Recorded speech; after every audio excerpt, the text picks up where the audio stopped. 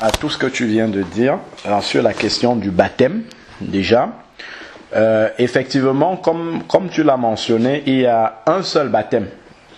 Il n'y en a pas plusieurs, il y en a un seul. Pour moi, ce qui est très important à savoir, ce n'est pas d'abord la forme du baptême ou tout ce qui entoure le baptême. Parce que l'apôtre Paul lui-même dit qu'il rend grâce au Seigneur de ce qu'il n'a pas baptisé beaucoup de personnes.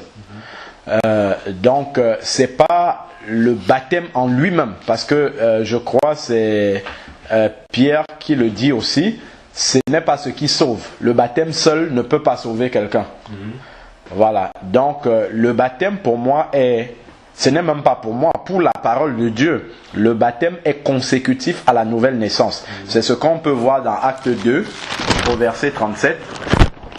Lorsque les Juifs qui étaient présents à Jérusalem le jour de la Pentecôte ont entendu Pierre prêcher, leur cœur a été touché et ils sont venus demander à Pierre, « Que devons-nous donc faire, frère ?» Acte 2, verset 37.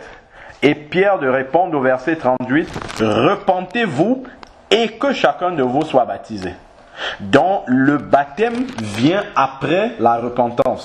Autrement dit, le baptême vient après la nouvelle naissance. Parce que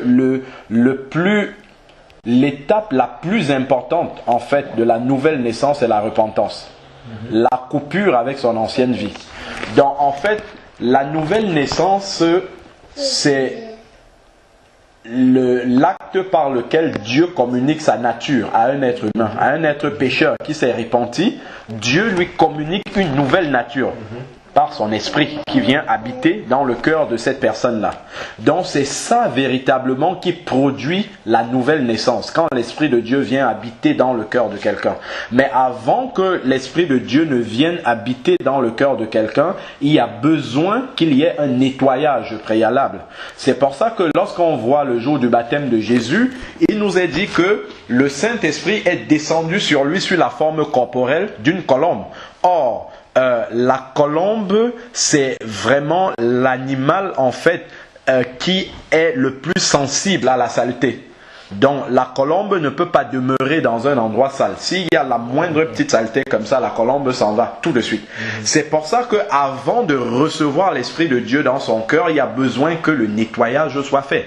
Et ce nettoyage-là, ça se fait au travers de la repentance. La repentance, c'est réaliser son état de péché. D'abord, comme on peut voir dans Proverbe 28 au verset 13, celui qui cache ses transgressions ne prospère pas, mais celui qui les reconnaît et qui les délaisse obtient miséricorde. C'est ça la vraie repentance. Reconnaître son péché, confesser verbalement, dire au Seigneur, Seigneur, je reconnais que telle chose que j'ai fait à tel moment dans ma vie n'était pas bien à tes yeux, parce que Dieu nous a tous fait avec une conscience dans la tête. Donc même le brigand, le bandit qui va escalader, cambrioler une maison, sait que ce n'est pas bien, parce que Dieu a inscrit dans sa tête la conscience du bien et du mal. Donc il faudrait pouvoir se souvenir comme ça, demander en tout cas de l'aide au Seigneur, de se rappeler de tout ce qu'on a fait qui n'était pas bien aux yeux de Dieu. On peut même prendre une feuille blanche et commencer à marquer dessus, Seigneur, je me souviens qu'à tel moment j'ai fait telle chose qui ne te plaît pas, qui ne t'a pas plu, et je reconnais que c'est mal à tes yeux, je te demande pardon pour cette chose. On fait le catalogue, ça c'est un travail qui se fait seul avec Dieu. On fait le listing comme ça de tout ce qu'on a fait de mal. Et le Seigneur, quand nous demandons pardon à Dieu, Dieu efface ce péché, et en même temps quand Dieu efface, il pardonne ce péché, il ne s'en souvient plus, comme nous dit Ésaïe 43 verset 25, c'est-à-dire que quand il pardonne les péchés, il oublie totalement en même temps. C'est comme si on n'avait jamais péché. Et c'est en même temps que se fait la délivrance, au sens biblique du terme. C'est-à-dire que si on avait une possession, un attachement lié à l'emprise d'un esprit sur nous, au moment où on confesse ça devant le Seigneur et qu'on décide d'abandonner, au moment de cette repentance, le Seigneur coupe le lien totalement. C'est pour ça que après, dans 2 Corinthiens 5,17, il va dire, si quelqu'un est en Christ, il est une nouvelle créature. Voilà, toutes les choses anciennes sont passées, toutes choses sont devenues nouvelles. Mais avant que les choses anciennes ne passent, il faut avoir fini avec les choses anciennes. Et pour finir avec les choses anciennes, ça se passe dans la repentance. C'est pour ça qu'il faut balayer toute sa vie. La repentance, ça prend du temps. Parce qu'il faut repasser en revue sa vie et puis demander pardon pour chaque chose qu'on a fait. Parce que quand on prend le temps de nous repentir sincèrement devant Dieu, ça nous permet de réaliser à quel point nous avons offensé Dieu et notre réelle nature. Parce que le Seigneur nous dit, c'est dans Jérémie 17, je crois, au verset, je sais plus, 9, où il dit, le cœur de l'homme est tortueux et mauvais par-dessus tout. Qui peut le connaître? C'est pendant la repentance qu'on réalise quelle est notre véritable nature pécheresse avant de nous convertir. Donc on réalise que par nous-mêmes, nous ne pouvons pas nous sauver. Donc on a besoin que le Seigneur vienne à notre secours. Donc à ce moment-là, lorsque nous faisons cette repentance sincère-là, nous demandons pardon à Dieu pour nos péchés, en même temps qu'il coupe ce lien-là, il fait le nettoyage. Notre cœur se purifie. Notre cœur, en fait, redevient pur. C'est comme ça, en fait, que le Dieu nous accorde un cœur nouveau. Comme il dit dans Ézéchiel 36 au verset 26, « Je vous donnerai un cœur nouveau. Je changerai vos cœurs de pierre en cœur de chair. » C'est pendant la repentance que le Seigneur fait ça. Donc, si on court comme ça, on commence, on se baptise, on fait des choses sans être passé par là, il nous manque la base même, le fondement même de la conversion. On ne l'a pas. C'est pour ça que souvent on peut voir des gens, ils font 10, 15, 20 ans, ils te disent qu'ils sont dans le Seigneur, mais leur vie n'a jamais changé. Pourquoi? Parce qu'ils n'ont pas pris le temps réellement de se repentir de leurs péchés, de changer de vie. C'est cette repentance-là qui va véritablement nous amener à cette nouvelle vie-là. Parce que quand tu te repens, tu réalises que c'est à cause, quand tu fais le listing comme ça de tes péchés, tu réalises que c'est à cause de chacun de ces péchés-là que Jésus est mort à la croix. Et donc, si tu continues à marcher dans ces péchés-là, c'est exactement comme si tu prenais des clous et que tu continues à clouer en fait le Seigneur sur la croix. Donc quand tu réalises cela, tu auras envie de vivre loin du péché, de te tourner définitivement. C'est pour ça qu'on dit que la conversion, en fait, c'est un demi-tour complet sur sa vie, 180 degrés. Avant, on marchait avec le péché de façon habituelle dans notre vie. Mais maintenant qu'on a réalisé que c'est cela qui a amené Jésus à la croix, on se détourne du péché et on fait dos au péché et on marche vers le Seigneur. Donc, c'est d'abord ça qui est important. Quand on regarde aussi dans Jean 3, au verset 6, même à partir du verset 7, Jean 3, lorsque Jésus parle avec Nicodème. Donc on va voir cela dans Jean 3. Lorsque Jésus parle avec Nicodème, il va lui donner une image qui est vraiment très très très révélatrice de ce qui se passe lors de la nouvelle naissance. Alors, Jean 3, voilà ce que Jésus va dire à Nicodème.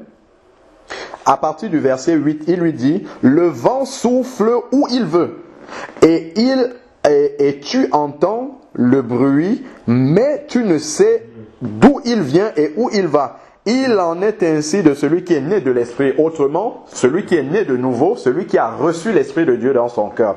Donc, en fait, lorsqu'on voit le vent, si je commence à souffler comme ça autour de ma Bible, si vraiment je mets un ventilateur, je ne vois pas l'air. Le vent, je ne vois pas. C'est pas matériel. Mais je vois les effets du vent avec les pages de ma Bible qui vont commencer à sautiller comme ça. C'est ça la nouvelle naissance. Dans la nouvelle naissance, ce n'est pas quelque chose de visible. On ne la voit pas à l'œil nu. Mais les effets dans la vie de celui qui l'a expérimenté sont visibles. On voit le changement. Et les gens sont tellement étonnés de ce changement-là que ceux qui ne sont pas passés par là essayent de comprendre cela de façon humaine, avec le raisonnement humain. Or, ils ne peuvent pas le comprendre, puisque la nouvelle naissance, c'est à l'image de la mort de Jésus et de sa résurrection. Et nous savons encore qu'aujourd'hui, il y a beaucoup de personnes qui ne croient pas dans la mort et la résurrection de Jésus. Donc, Donc, comme la chair et le sang, ou l'intelligence de l'être humain ne peut pas comprendre cela, on va dire, bon, ok, il est rentré dans une secte, ou bien c'est telle personne qui lui a parlé, qui a lavé son cerveau, maintenant il croit. Non, c'est une action profonde que Dieu fait et dont les êtres humains ne peuvent que constater les effets. Bon, donc, lorsque la nouvelle naissance se produit comme ça, à l'intérieur du cœur, Dieu sait que maintenant, vous êtes déjà son enfant parce que vous avez reçu son esprit. Après la repentance, on va dire, Seigneur, je t'accepte comme Seigneur et Sauveur. Comme Sauveur parce que je reconnais que je suis pécheur et que tu es mort à la croix pour moi. Et ensuite comme Seigneur parce que je prends l'engagement devant l'Église. En tout cas, je prends l'engagement devant le Seigneur d'abord dans un premier temps pour soumettre mes désirs, ma volonté à celle du Seigneur qui est d'abord révélée dans sa parole. Donc, je m'engage à me soumettre à la parole de Dieu. C'est ça, accepter Jésus pour Seigneur. Donc, on a ces deux choses-là. Maintenant, tout ça, comme le vent, ça s'est passé de façon intérieure. Les gens qui sont autour de moi, à part ceux qui me fréquentent et qui voient le changement, ne savent pas que je suis passé des ténèbres à la lumière, que je suis passé d'une ancienne vie de péché et de mort à une nouvelle vie avec Dieu. Donc, le Seigneur a institué le baptême afin que cela puisse devenir visible non seulement pour l'Église de Dieu, parce que c'est un témoignage devant l'Église de Dieu que maintenant j'appartiens au même corps que vous. J'ai l'Esprit de Dieu en moi, mais il faut un acte matériel à l'extérieur qui illustre justement cette réalité profonde là qui s'est passée à l'intérieur de nous. C'est pour ça qu'on va le faire devant l'Église. Bon, maintenant, cet engagement-là devant l'Église de Dieu qui appartient déjà au corps de Christ, c'est non seulement devant eux, mais il y a un autre qu'on doit informer aussi, c'est Satan, le diable. Parce que le diable ne lit pas à l'intérieur de nos pensées. Seul Dieu peut lire dans nos pensées.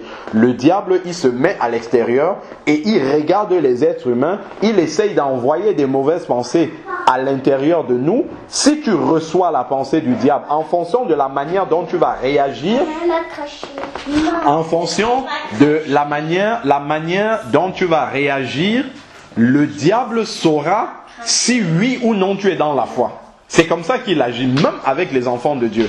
Le diable, il essaye de semer une mauvaise pensée et en fonction de comment on réagit, il sait si on connaît la vérité ou pas. C'est comme ça qu'il agit toujours. Bon. Donc, lui, il ne sait pas que tu as expérimenté la nouvelle naissance. Il pense que tu lui appartiens toujours et donc il faut lui montrer que maintenant, tu es passé de l'autre côté des ténèbres à la lumière, que tu es passé de son royaume au royaume de Dieu. Donc, le baptême, c'est aussi cet acte extérieur-là de la réalité intérieure qui s'est déjà passé au travers de la nouvelle naissance. Donc, c'est pour ça que un baptême, pour qu'il soit valable, peu importe la forme, que ça soit, on est dit au nom de Jésus, au nom de tout ça d'abord, ça vient après. Si c'est pas consécutif à la nouvelle naissance, ça ne vaut rien. Que ça soit par immersion, tout comme on veut, si ça ne suit pas la nouvelle naissance, ça ne vaut rien du tout. Parce que le baptême n'est que la réalité physique de la réalité spirituelle de la nouvelle naissance. En fait, c'est cela. C'est le symbole. C'est pour ça qu'on immerge les gens dans l'eau. Le symbole de la mort à notre ancienne vie et de la résurrection à une nouvelle vie. Et c'est quelque chose qui s'est déjà passé au travers justement de l'Esprit Saint qu'on a reçu dans notre cœur après la repentance. Amen. Donc c'est ça qui est fondamental d'abord. C'est pour ça qu'il faudrait d'abord, avant tout, prêcher la nouvelle naissance aux gens. Lorsque les gens sont nés de nouveau réellement, à ce moment-là, on va les conduire dans les eaux du baptême. Quand je parle même de prêcher la nouvelle, en réalité, ce n'est pas un enseignement qu'on doit donner, c'est faire des gens des disciples. C'est ce que Jésus dit. Faites de toutes les nations des disciples. Faire de quelqu'un un disciple, c'est de lui annoncer qu'il est pécheur et perdu, peu importe ce qu'il a fait. Qu'il ait fait de bonnes œuvres, de bonnes actions, qu'il ait une belle vie, qu'il sache prier, chanter des cantiques, tout ça. Moi, je savais le faire avant d'être converti. Donc, c'est pas cela, ou bien même de prier et que Jésus réponde. C'est pas ça qui fait en sorte que on soit un enfant de Dieu. On peut lire dans la parole où Jésus est arrivé dans le pays des Gadaréniens et on a vu justement que le démoniaque de Gadara qui vient auprès de Jésus, et qui est rempli de démons, il demande à Jésus, il prie Jésus d'envoyer les démons dans les porcins qui sont là. Et on voit que Jésus a exaucé sa prière. Et Jésus, il exauce même les démons. Donc, ça veut dire que ce n'est pas une preuve, lorsque nous sommes exaucés, que nous sommes un enfant de Dieu. Dieu exauce les païens aussi. Hein. Ça c'est pas une preuve. Donc, c'est au travers de la nouvelle naissance, réellement, qu'on devient enfant de Dieu. Mais pour ça, il faut entendre la parole de Dieu. Parce que c'est lorsqu'on a entendu cette parole-là, et qu'on l'a reçue dans notre cœur, que Jean 1 au verset 12 nous dit, et elle a donné le pouvoir de devenir enfant de Dieu. Parce qu'on le devient, on ne naît pas enfant de Dieu. Il faut le devenir. Et pour devenir enfant de Dieu, il faut que la parole t'ait donné le pouvoir de le devenir. Parce que tu as obéi à cette parole-là en te repentant de tes péchés. Mais si tu n'as pas reçu la parole, tu ne peux même pas devenir un enfant de Dieu. Donc il faut avoir entendu cette parole. C'est pour ça que lorsque on voit dans Acte 10, Corneille, qui était un païen, il aimait beaucoup Dieu. Il faisait l'aumône, il faisait beaucoup de choses pour se rapprocher de Dieu. Mais il lui manquait justement d'avoir entendu l'authentique parole de Dieu. Il a fallu que le Seigneur aille prendre Pierre, là où Pierre était, lui montre une vision en plus pour qu'il accepte d'entrer chez un païen et que Pierre lui prêche la parole, qu'il entende cette parole-là et que cette parole-là soit reçue dans son cœur et qu'il devienne un enfant de Dieu. Et là, le Seigneur a fait descendre le Saint-Esprit sur lui pour qu'il devienne, et pour donner la preuve à Pierre que malgré le fait qu'il soit païen, il a reçu aussi le même baptême dans le Saint-Esprit que eux au commencement. C'est la même chose avec l'eunuque éthiopien. L'eunuque éthiopien, il montait à Jérusalem tous les ans parce qu'il aimait Dieu, il était parti adorer, mais il ne connaissait pas ce Dieu-là qu'il adorait. Donc il fallait que ce Dieu-là se révèle à lui. Et c'est pour ça que le Seigneur a révélé au travers de l'ange qui a parlé à Philippe d'aller trouver l'eunuque dans le désert, là où il était, pour qu'il entende la parole de Dieu. Il avait la Bible, certes. Il lisait le prophète Ésaïe, mais il ne comprenait pas. Donc il a fallu que le Seigneur dépêche Philippe pour que Philippe aille lui prêcher la parole, qu'il entende ça, qu'il reçoive le Seigneur dans son cœur. Et après, il était prêt pour le baptême. Donc c'est pour ça que il faut avoir entendu cette... C'est pas entendre des prédications, faire 6 mois de cours de catéchisme, non. C'est d'avoir entendu la vérité sur la conversion. Parce qu'on ne peut pas devenir un enfant de Dieu parce qu'on va à l'église. On ne peut pas devenir un enfant de Dieu parce que nos parents sont déjà enfants de Dieu. Il n'y a qu'à voir comment la Bible parle de Abraham. Abraham, c'était un enfant de Dieu. Isaac, qui est son fils, est un enfant de Dieu. Ce n'est pas un petit-fils de Dieu, au travers de la relation que Abraham, son père, avait avec Dieu. Pareil, Jacob, c'est un enfant de Dieu, ce n'est pas un arrière-petit-fils de Dieu. Donc, il n'y a pas de relation de fraternité par laquelle on peut devenir enfant de Dieu. D'ailleurs, Jean 3, au verset 6, Jésus le dit à Nicodème. Il lui dit, ce qui est né de la chair est chair, et ce qui est né de l'esprit est esprit. Donc, si tu nais du Saint-Esprit, c'est par une relation, une rencontre directe avec Dieu. C'est pas au travers de ton père ou de ta mère ou d'une relation charnelle de quelqu'un qui t'a amené à l'église. Non, c'est au travers d'une rencontre personnelle avec Dieu. C'est là que on va expérimenter cette nouvelle naissance et cette conversion-là. Donc maintenant, lorsque on veut justement commencer à voir est-ce que le baptême qu'on a reçu est un baptême authentique, avant même de commencer à étudier la forme de baptême qu'on a reçu, il faut d'abord commencer par là. Est-ce que lorsque je me suis baptisé, j'étais né de nouveau? C'est ça, d'abord, la première question. Si on a fini avec cette question-là, on va entamer maintenant la deuxième question. Quelle forme de baptême j'ai reçu? Est-ce que c'est vraiment le baptême biblique? Et ainsi de suite. Parce que le baptême, comme je dis, n'est que la réalité physique de quelque chose de spirituel qui s'est passé. Mais si la chose spirituelle ne s'est pas passée, ça veut dire que notre baptême, peu importe, il ne représente rien du tout. Il est totalement isolé de la réalité spirituelle derrière. Il n'y a pas de réalité spirituelle derrière. Donc c'est pour ça qu'il faudrait commencer déjà par voir cela. en fonction de cette réalité-là. Après maintenant, si on a passé cette étape-là, bon, ben on va regarder la forme de baptême que j'ai reçue. Est-ce que c'est vraiment le baptême biblique? Bon, maintenant, moi personnellement, il y a une autre question que tu as abordée sur la formule qu'on prononce lorsqu'on baptise quelqu'un, lorsqu'on fait rentrer quelqu'un dans les eaux du baptême. Pour moi, au niveau de la formule, je n'en fais pas une doctrine. Parce que j'estime que lorsque Jésus a dit une parole, lorsque Jésus a prononcé une parole, peu importe, il a dit le ciel et la terre passeront, mais mes paroles ne passeront pas. Quand Jésus a dit quelque chose, ses paroles ne peuvent jamais être effacées. Même si les apôtres ont dit quelque chose, ils expliquent ce que Jésus a déjà dit avant. Donc si quelqu'un met en application la parole que Jésus a prononcée, la personne ne peut pas être en train de se tromper. Parce que la personne va dire au Seigneur, Seigneur, je fais exactement ce que tu as dit dans ta parole. C'est vrai qu'il y a ces deux courants-là, qui les uns disent que si tu es baptisé au nom du Père, du Fils et du Saint-Esprit, ton baptême n'est pas valable. Les autres disent c'est seulement au nom de Jésus et rien d'autre parce que les apôtres disent au nom de Jésus. Bon, ça, pour moi, c'est exactement la même chose. Parce que quand on lit dans Colossiens 3 au verset 17, Colossiens 3 verset 17, c'est quelque chose qui peut nous mettre sur la route par rapport à cette incompréhension.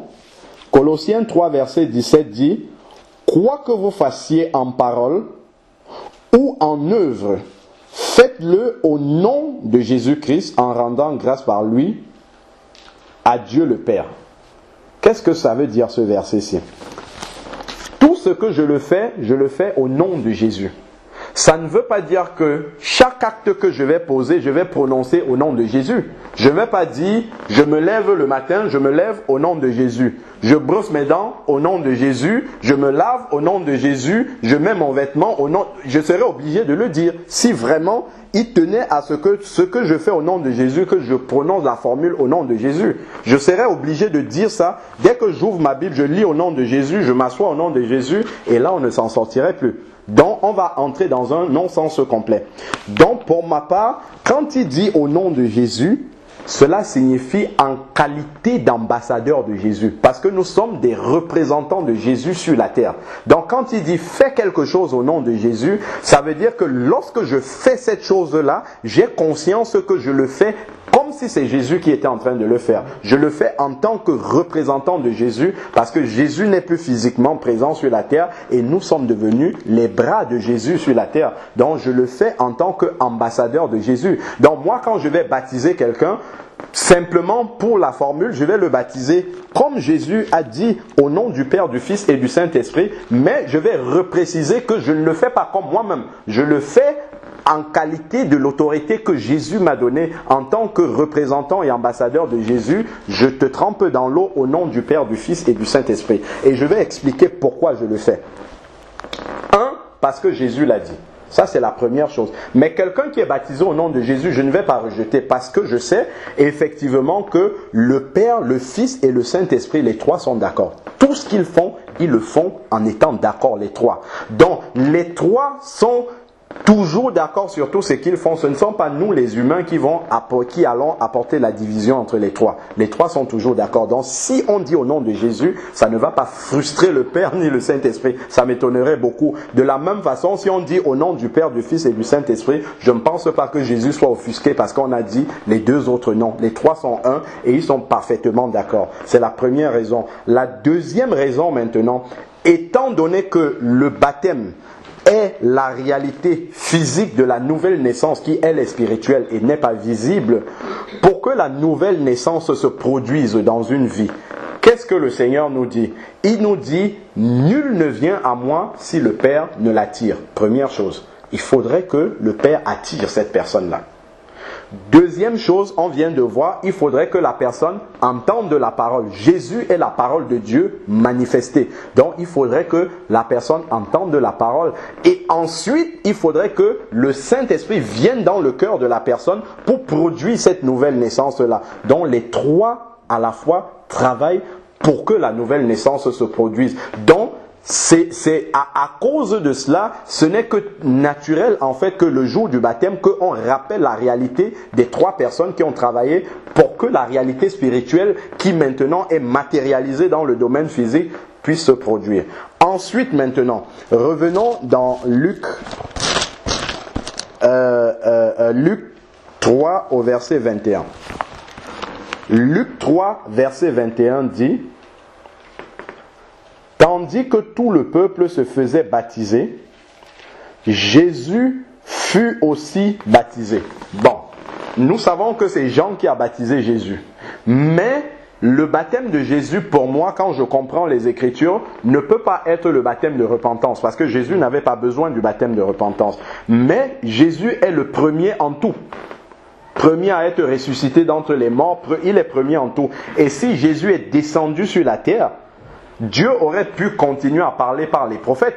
Moi, j'ai souvent l'habitude de dire que la foi chrétienne, en fait, n'est pas une religion, c'est une vie. C'est une vie changée. Et c'est pour ça que Jésus, Dieu s'est manifesté dans la chair d'un être humain pour venir nous montrer comment vivre. Parce que les prophètes pouvaient juste transmettre la parole de Dieu. Mais Jésus n'est pas seulement venu transmettre la parole de Dieu. Il est venu manifester cette parole-là au travers d'une vie.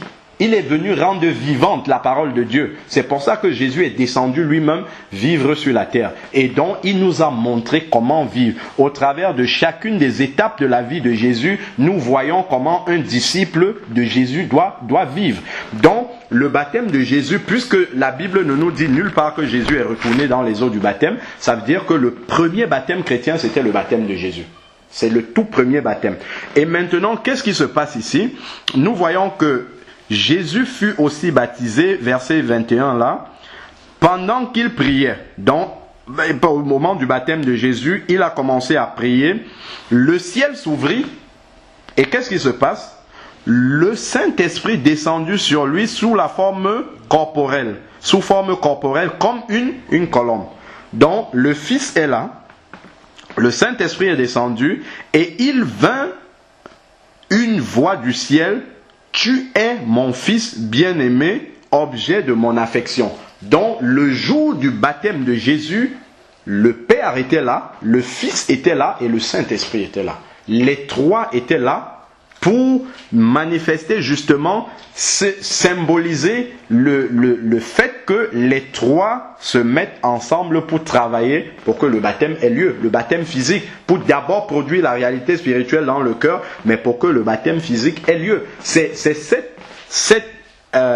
ce travail des 3 personnes, le Père, le Fils et le Saint-Esprit, qui font en sorte que, pour moi, en fait, on ne peut pas balayer ce que Jésus a prononcé, parce que les apôtres ont toujours dit, et il fut baptisé au nom de Jésus. Il fut baptisé au nom de Jésus, c'est-à-dire en qualité de représentant de Jésus. Ceux qui l'ont baptisé étaient des représentants de Jésus. Après, maintenant, si on prononce la formule au nom de Jésus, pour moi, ça n'a absolument ça ne fait aucune différence par rapport à dire au nom du Père, du Fils et du Saint-Esprit. Donc moi, je ne vais pas retourner quelqu'un dans les eaux du baptême, parce que lors de son baptême, on n'a pas dit on a dit au nom du Père, du Fils et du Saint-Esprit au lieu de dire au nom de Jésus. Pour moi, le plus important, est-ce que tu étais né de nouveau d'abord?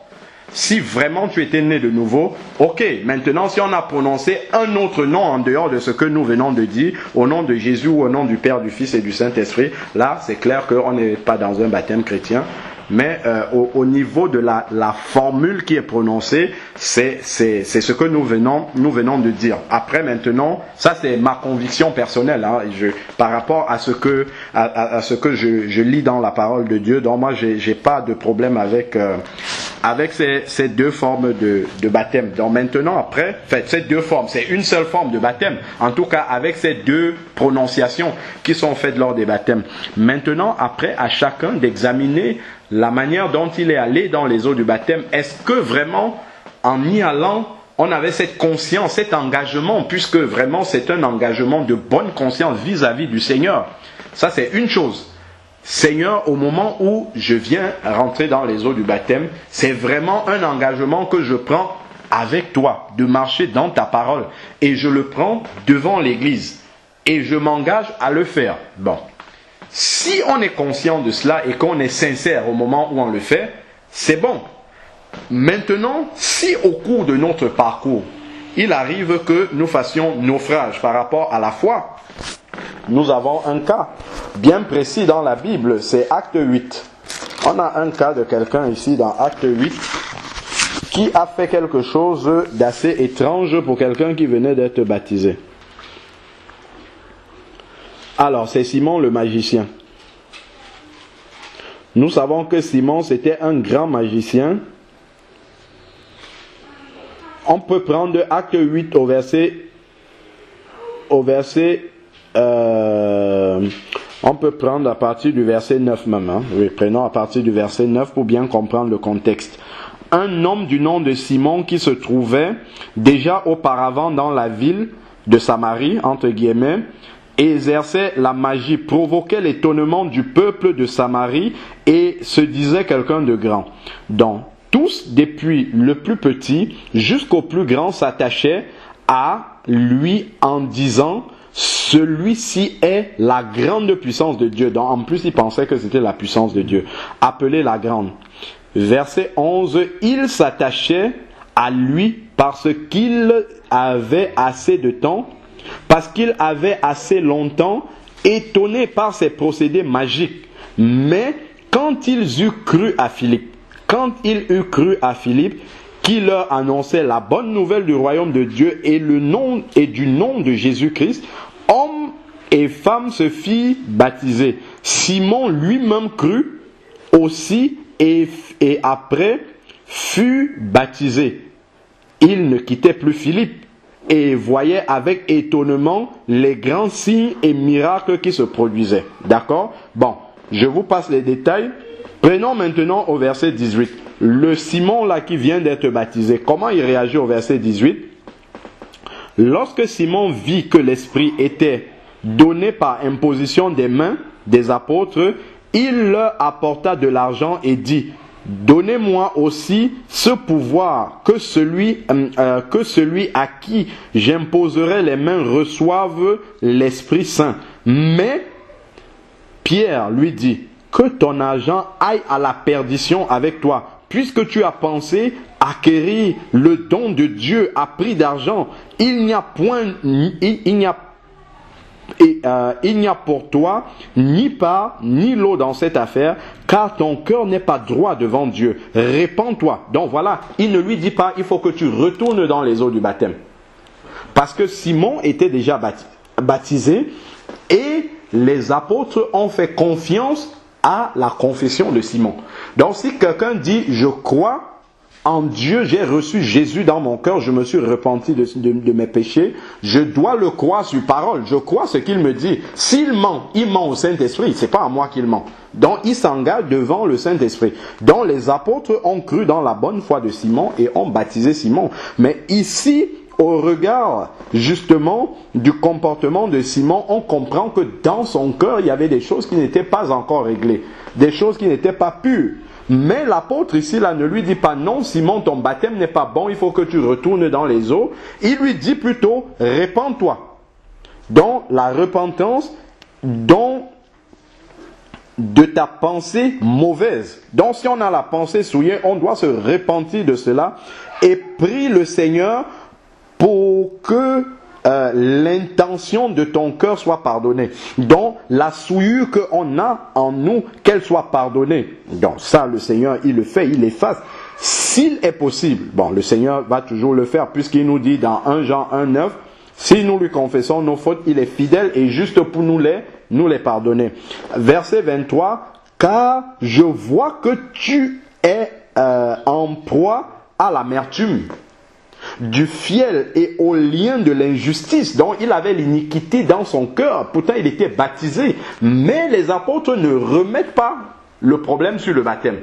Ils mettent le problème sur la marche de Simon après avoir reçu son baptême, parce que son engagement n'était certainement pas sincère. Ou alors même son engagement était sincère, mais seulement il avait des convoitises encore cachées dans son cœur, qu'il découvre au fur et à mesure que les circonstances se présentent devant lui et que cette chose-là qui était encore en lui de mauvaise se manifeste. et dont les apôtres lui demandent d'aller à la repentance. Simon répondit, verset 24, « Priez vous-même le Seigneur pour moi, afin qu'il ne me souvienne rien de ce que vous avez dit. » Donc Simon, au lieu de se repentir, il avait plutôt peur de la représaille du Seigneur, parce qu'il se disait, oh, ben si j'ai fait ça, le Seigneur va se fâcher contre moi. Donc je pense pour ma part que c'est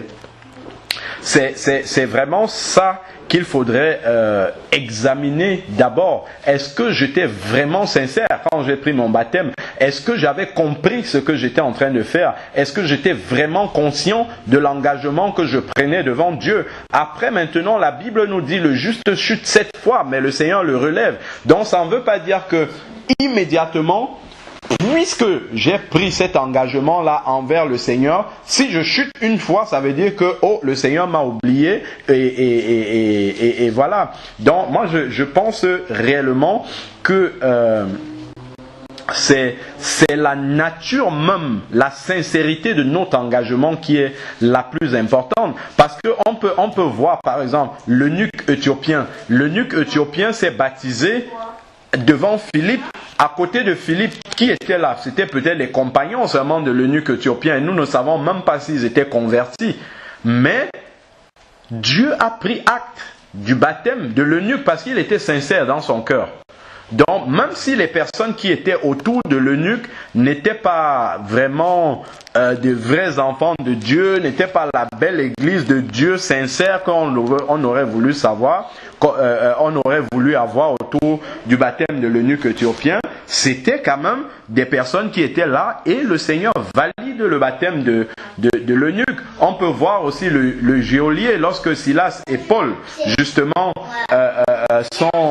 l'ange intervient et les libère. Le geôlier qui voulait se suicider parce qu'il pensait que les prisonniers étaient partis et qui accepte finalement le Seigneur.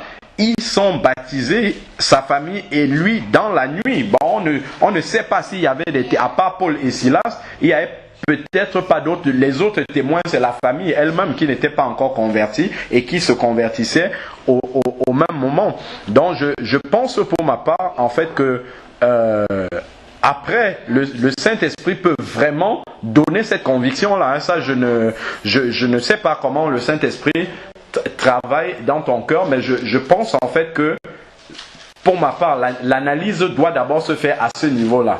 Après, maintenant, si on passe ce niveau-là, maintenant, on va rentrer vraiment dans la réalité. Si tu penses que tu n'étais pas converti au moment où tu as reçu ton baptême, oui, ok, ça veut dire que ton baptême n'était pas valable, mais si vraiment, pour toi, tu étais vraiment converti et que tu prenais l'engagement de vivre sincèrement avec Dieu, pour moi, il n'y a pas à revenir sur le baptême, mais plutôt, s'il y a besoin encore, mais moi, je pense que c'est déjà fait, c'est simplement de se repentir du fait que tu es chuté sur le chemin et puis de revenir à Dieu, hein, parce que tu es déjà revenu, je veux dire, par rapport à cela, en demandant pardon à Dieu, tu as déjà pris l'engagement devant le Seigneur de ne plus recommencer. Voilà,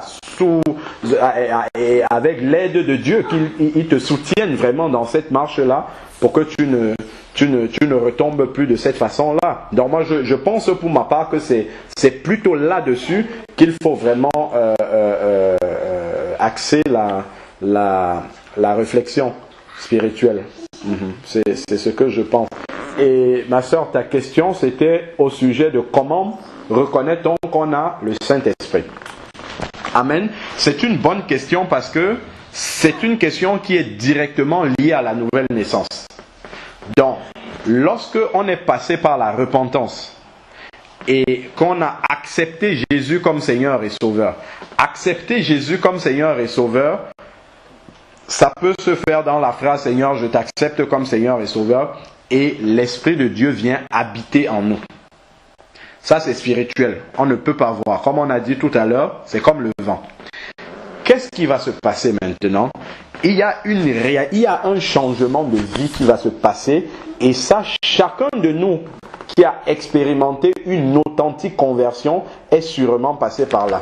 Prenons 1 Jean, c'est pas loin du livre de l'Apocalypse et nous allons voir comment ça se passe matériellement. Prenons 1 Jean 3, 1 Jean chapitre 3 verset 9. 1 Jean chapitre 3 verset 9. Quiconque, Oui, tu peux lire s'il te plaît mon frère. Quiconque est né de Dieu ne pratique pas le péché, parce que la sémence de Dieu demeure en lui, et il ne peut pécher parce qu'il est né de Dieu. Verset 10. C'est par là que se font reconnaître les enfants de Dieu et les enfants du diable. Amen. Continue.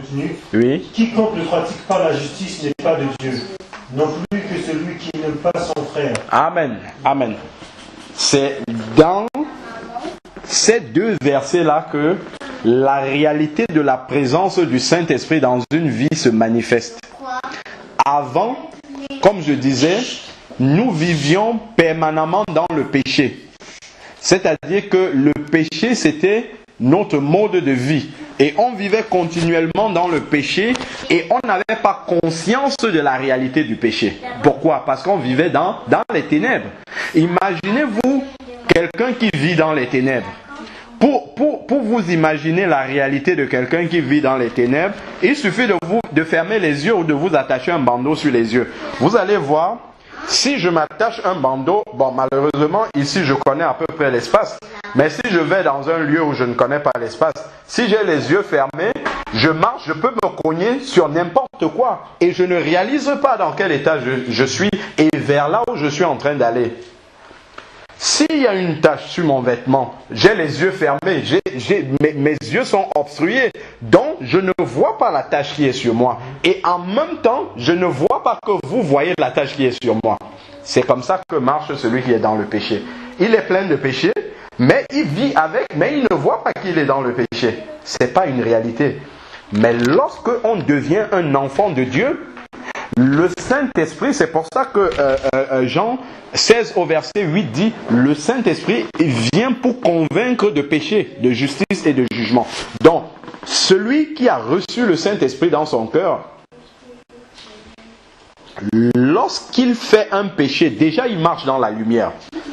C'est la première chose, parce que le Saint-Esprit vient faire tomber les écailles des ténèbres et puis il commence à avoir les yeux ouverts. Maintenant, là, nous sommes dans la lumière. Le jour est là, c'est éclairé. Donc déjà, si je marche là, je vois là où je suis en train d'aller, parce que je marche dans la lumière. C'est la première chose. La deuxième chose, c'est que si je viens avec de la grenadine et que je verse sur ta jupe là, la première chose que tu vas faire, c'est d'essayer de voir comment la nettoyer. Parce que, tu ne seras pas à l'aise avec la grenadine sur ta jupe. Quand toi-même tu vois la grenadine. Contrairement à celui qui est dans les ténèbres, il ne voit pas la grenadine. Il peut avoir plein de taches là sur lui, sur son pantalon, sur sa jupe, il ne voit pas. Mais toi, maintenant que tu as le Saint-Esprit, tu vois que c'est là. Et la première réaction que tu vas avoir envie de faire, c'est d'enlever ça le plus rapidement parce que tu ne veux plus voir ça. Ça te choque le fait de voir de la grenadine sur une jupe propre comme ça. Lorsqu'on est de nouveau, le Seigneur nous donne une robe propre, blanche. Et le Seigneur veut voir cette robe-là toujours blanche et propre. Et le Saint-Esprit qui en nous veut aussi voir cette robe-là toujours blanche et propre. C'est pour ça que lorsque quelqu'un qui a reçu l'Esprit de Dieu en lui commet un péché, il est mal à l'aise. Même s'il veut prier Dieu, il sent qu'il n'y a pas cette connexion-là. Il sent qu'il y a quelque chose entre Dieu et lui jusqu'à ce qu'il ait demandé pardon à Dieu. Et quand il va demander pardon, Dieu va renvoyer la paix dans son cœur. Voilà. Tu vois? Exactement, ça c'est le travail. Voilà, c'est le travail du Saint-Esprit. Sans m'en rendre compte, oui. Arrivé chez moi, j'étais angoissée. Voilà, exactement. Après, j'ai demandé pardon et... Oui. Et puis justement, c'est parti. Ça, c'est vraiment la présence de l'Esprit de Dieu qui fait ça dans une vie. C'est quand on a commis un péché, si j'arrive ici dans le salon avec une petite tache sur mon pantalon là derrière, quand je vais m'asseoir devant vous, j'aurai l'impression que tous vos regards sont fixés sur ma petite tache, même si vous ne la voyez pas. C'est la même chose pour un enfant de Dieu qui est né de nouveau, qui a l'Esprit de Dieu.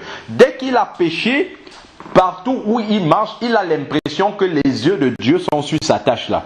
Et tant qu'il n'a pas demandé pardon, que Dieu enlève cette tache-là, il n'est pas à l'aise. Il ne peut pas rester tranquille et dormir. C'est pas possible. Jusqu'à ce que il ait demandé pardon et que l'Esprit et que le Seigneur ait pardonné. Regardons ce qu'il dit dans le verset 9. 1 Jean 3, le verset qu'on a lu. quiconque est né de Dieu ne commet pas de péché. En réalité, dans la vraie traduction, c'est ne pratique pas le péché. Donc, il ne peut pas vivre de façon continuelle dans le péché en étant à l'aise tout à fait avec ça. Non, ça ne marche pas comme ça. Pourquoi? Parce que la semence de Dieu demeure en lui. La semence de Dieu, c'est l'Esprit de Dieu. C'est à cause du Saint-Esprit qui, n'oublions pas, est comme la colombe et il n'aime pas justement la saleté. C'est pour ça justement que lorsqu'on commet un péché, l'Esprit de Dieu en nous s'attriste en fait. Et c'est pour ça que ça nous rend triste. Et souvent on est malheureux devant Dieu. Le fait que peut-être c'est un péché pour lequel on récidive, ça nous rend vraiment malheureux devant Dieu. On peut le voir dans Romains 6, 7 et 8. On voit vraiment comment Paul a pu vaincre le péché dans sa vie. Parce qu'au début, il essayait de lutter par la chair. Mais il voyait que le péché était plus fort que sa chair. Mais après, justement, le Seigneur lui a donné ce qu'on appelle l'esprit de vie en Jésus, qui lui a permis de marcher dans la victoire, la pleine victoire sur le péché. Donc, la présence du Saint-Esprit, c'est au travers de notre attitude vis-à-vis du péché déjà. C'est la première chose par laquelle on reconnaît celui qui a le Saint-Esprit en lui par rapport à celui qui n'en a pas. C'est ce qu'il dit au verset 10 là. Il dit c'est par là que se manifestent les enfants de Dieu et les enfants du diable. Parce que ça encore c'est une question, un verset qui tranche, qui nous montre vraiment que le monde est bipolaire. Il y a ceux qui sont des enfants de Dieu d'un côté, ceux qui ne sont pas des enfants de Dieu sont nécessairement des enfants du diable. Parce que soit on a l'esprit de Dieu, soit on a d'autres esprits. Ça ne reste jamais vide à l'intérieur de nous. Soit on a l'esprit de Dieu, soit on a l'esprit du malin. Et l'esprit de Dieu va toujours nous attirer vers la parole de Dieu parce qu'elle est inspirée par Dieu. Et si nous avons l'absence de l'Esprit de Dieu dans notre cœur, alors d'autres esprits viennent habiter dans notre cœur et vont nous attirer vers la parole du malin et du diable et les esprits séducteurs. C'est comme ça que ça marche en fait. Voilà. Donc voilà globalement comment je peux répondre sur la question du baptême, parce que c'est beaucoup plus une réalité spirituelle d'abord avant d'être une réalité physique. Amen. Moi, j'aimerais que je passe sur ce que tu viens de dire. Oui. Si je permets. Oui. C'est tout ce que tu as dit, en fait, que Dieu te bénisse. Amen. Et j'ai rencontré le Seigneur aussi de cette approche. Comme on dit, Dieu est au milieu de nous, donc profitons-en. Amen. Amen. C'est ça qui est beau de venir ensemble. Amen. Amen. Tout à fait. Dieu demeure au milieu de nous et puis donc on partage la parole de Dieu. Amen. Il y a la conviction entre nous que Dieu parle et Dieu agit et c'est ça qui donne justement l'assurance d'aller de l'avant. Amen. Donc moi je rends gloire au Seigneur dans tout ce que tu as dit par rapport au baptême. Tu as dit une chose. Pendant que tu parlais, j'avais des passages. Ah oui. Je ne sais pas comment redire tout ce que tu as dit. Amen. Amen. Tu as dit une chose sur 1 Jean, effectivement, oui. Qui confirme réellement, que ce soit au nom du Père, du Fils ou du Saint-Seigneur, oui. Le Père, le Fils, le Saint-Esprit sont d'accord. Amen. Donc déjà ça. Donc je vais venir simplement pour confirmer, parce qu'il doit dire la parole de Dieu sur tout ce qu'on dit aussi. Oui. Donc disons 1 Jean chapitre 5. Verset 6. 1 Jean 5, 6. 5, 6. C'est lui, Jésus-Christ, qui est venu avec de l'eau et du sang. Amen. Avec l'eau seulement, mais avec l'eau et avec le sang. Et c'est l'Esprit qui rend témoignage parce que l'Esprit est la vérité. 7 encore, je continue. Amen. Il y en a 3 qui rendent témoignage dans le ciel. Le Père, la parole et le Saint-Esprit. Et ces 3-là sont un. Amen. Il y en a aussi 3 qui rendent témoignage sur la terre. L'Esprit, l'eau et le sang. Et les 3 sont d'accord. Amen. Voilà. Si nous recevons le témoignage des hommes, le témoignage de Dieu est plus grand. Amen. Car le témoignage de Dieu consiste en ce qu'il a rendu témoignage à son Fils. Alléluia. Voilà, donc ça confirme encore ce que tu viens de dire. Amen. Que les trois sont un toujours. Oui, les 3 sont un. Ils sont d'accord sur tout ce qu'ils font. Amen. Donc ça, je rends gloire au Seigneur par rapport à ça. Amen. Amen. Et il y a encore un passage encore. Donc là, je vais parler sur la foi. La foi. La foi, donc ceux qui ont fait naufrage à la foi. Donc là, je vais lire le passage 1 Timothée chapitre 18. 1 Timothée chapitre 1, verset 18. 1 Timothée 1, verset 18. Le commandement que je t'adresse, Timothée, mon enfant, selon les prophéties faites précédemment à ton sujet, c'est que d'après elle, tu combats le bon combat. Donc, tout à l'heure, quand je parle, en fait, du bon combat. Le bon combat. En gardant la foi et une bonne conscience. Cette conscience, quelques-uns l'ont perdue et ils ont fait naufrage par rapport à la foi. De ce nom sont Hyménée et Alexandre que j'ai livrés à Satan afin qu'ils apprennent à ne pas blasphémer. Donc ça c'était des serviteurs qui savaient ce que c'était. Bien sûr. Ils ont fait naufrage. Leur conscience était souillée. Et donc Paul, moi quand je dis ça, j'ai dit mais Paul, il avait vraiment du courage. Paul, avec l'autorité qu'il a reçue, il dit bien, Alexandre, que j'ai livré à Satan afin qu'il apprenne à ne pas blasphémer. À blasphémer, tout à fait. C'est vrai que les apôtres avaient une autorité. Quand on voit Pierre avec Ananias et Saphira, on voit que ça ne blaguait pas beaucoup. Il ne jouait pas avec justement le blasphème. Donc si j'ai vu ça en fait, c'est que donc là c'est par rapport en fait à la conscience. Moi en ce qui me concerne, j'ai l'assurance que j'ai reçu le baptême du Saint-Esprit. J'ai reçu la nouvelle naissance. Amen. J'ai vécu avec ça, j'ai eu du témoignage, j'ai fait des grandes choses dans ma vie par rapport à ça. Maintenant c'est vrai que je ne me suis pas appuyé, mais je quand même le dire par rapport au Père, au Fils, au Saint-Esprit, tout ça. Et là tu as confirmé une chose. Et là vraiment j'envoie au Seigneur. Amen. Et maintenant c'est par rapport au témoignage. Vis-à-vis des personnes avec qui on est. Donc là, c'est l'assemblée. Donc là, j'ai témoigné devant des personnes avec qui, bien sûr, j'ai grandi parce que mon oncle était pasteur. J'ai grandi avec ces personnes. Et ces personnes, eux, quand tu es baptisé, même si tu as des rapports, c'est pas grave. Dieu comprend. Et maintenant, tu as dit une chose qui est très intéressante. Tu l'as dit peut-être en parlant, mais moi, j'ai noté ça. C'est dans... tu l'as dit même là, à l'instant pour le baptême. L'instant, je vais le prendre. Donc, le Fils de Dieu, donc, 1 Jean chapitre 3, verset 9, c'est ce que tu as dit. 1 Jean 3, 9. Quiconque est né de Dieu ne pratique pas le péché parce que la semence de Dieu demeure en lui. Amen. Il ne peut pécher parce qu'il est né de Dieu. Amen. Donc cette naissance nouvelle, donc si nous avons reçu la naissance nouvelle, donc là, le Saint-Esprit, comme tu as si bien dit, quand on pète, à l'instant, parce que c'est un processus après. Exactement, tout à fait. Le Saint-Esprit, déjà dans un premier temps, il nous fait voir le péché. Si nous avons l'amour de la vérité, cet amour, cette consacration qu'on a fait, cette confession qu'on a fait devant les témoins, donc automatiquement, comme David, l'amour de la vérité, on se reprend tout de suite. Amen. Et puis on repart sur cette naissance nouvelle encore. Tout à fait. Le corps céleste en fait. Tout à fait. Et c'est que je vais dire par rapport aussi à, je fais juste un peu ce que tu vas dire par rapport à la sœur. Ce corps céleste, il est, comment dire, il est vraiment réel. On le voit. Moi, personnellement, c'est ma révélation. Ce corps céleste là, ce que Dieu nous donne, c'est là où on bâtit toute chose. C'est là où on veut toute chose par le Saint-Esprit, bien sûr. Amen. Mais moi, justement, j'ai fait des choses par rapport à moi. Par rapport aussi à ma sueur que j'avais aussi un peu. Donc j'aime certaines choses. Et donc ce qui fait que à un moment donné, donc je ne peux pas mélanger la pure et la pureté. À un moment donné, l'esprit dit non, là je ne fais pas de mélange. Donc là, le Saint-Esprit commence à dire bon là maintenant je crois que je me mets à l'écart un peu. Oui, tout à fait. Ça c'est quand le Saint-Esprit s'attriste. Ça s'attriste, à l'écart. Je ne sais pas encore arrivé au niveau de l'égarement, parce que c'est terrible pour moi. Donc maintenant, moi, à tout ce que tu as dit, maintenant c'est là. Devant les personnes à qui j'ai confessé cela. Et quand on lit bien le passage que j'ai dit tout à l'heure, sur 1 Pierre, je vais peut-être le relire. 1 Pierre, c'était 1 Pierre. 1 Pierre, chapitre 3, verset 21. 1 Pierre 3, 21. D'accord.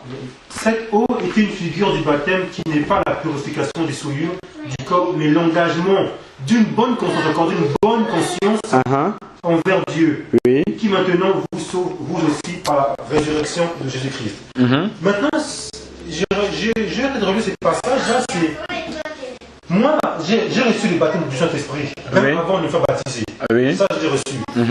Et maintenant, j'ai grandi dans un milieu, là, en fait, là où on a accepté la compromission.